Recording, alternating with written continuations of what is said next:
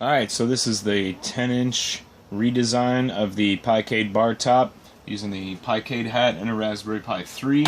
We're also using some NeoPixel lights running off an Arduino Nano V3, and everything is running off a 2.5 amp 12 over 5 volt power supply. This is Dean's Attract Mode 32 gig image, expanded out over a 64 gig card with some games added on to it. It does have a 5-watt speaker coming off of the hat, so we have some sound there. And that is left and right actually combined into one mono channel. So you do actually have stereo, you're just not getting it out of stereo speakers. Alright, that's our little Attract Mode intro.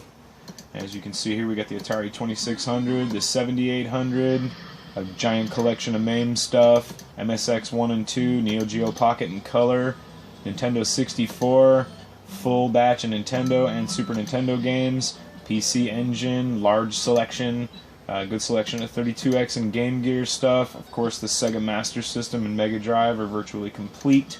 TurboGrafx 16 and the Atari Lynx, and plus the PlayStation games that I threw in there.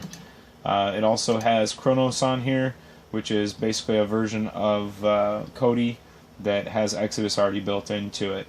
We're going to go ahead and exit out of this, and I'm going to show you what this thing looks like powered down, and we're going to show you the guts and see what it looks like inside. 3 seconds, hold down the button in the back, starts up the script that fully powers down the Pi and the lights first, and then eventually, when the screen has no signal, it powers down as well. Alright, so part of the redesign is that the top is magnetized, so we just shift it to the side, and these neodymium magnet pads here and here, here, and here actually hold the two halves together. We've got our screen controller in here with our HDMI cable, and then we've also got our little Arduino Nano up inside. And we've got down inside the unit, we've got our Raspberry Pi hat over here, our speaker, and then all of our wiring and whatnot. And then to put it back together, we just line up all of the cables. There's a little guide screw on the back. Line up all the cables, make sure they're not going to pinch, and clip it together. And you'll see the magnets are very strong.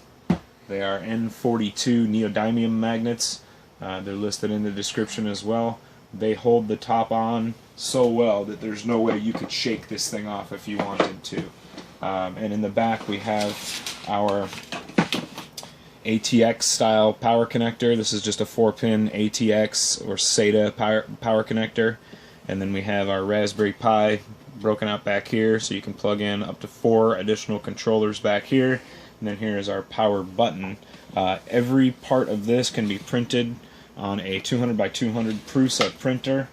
I have 2 of them, so the process went a little quicker, but it will take about a week to get one of these printed out on average, somewhere between a week and 10 days. The new screen frame here is basically just a push-in type screen frame. As you can see, we've got our controller back there for the screen itself, and you have a little bit easier access to the other electronics. And then the screen basically is just a wedge fit into here, pressure fit, and it's ready to go.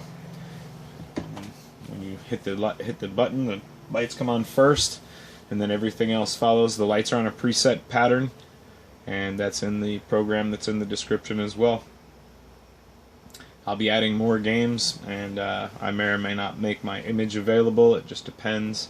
A couple of different factors, time being the biggest one. But there it is, redesigned 10-inch HD 1280 by 800 screen, Picade bar top. Thank you very much.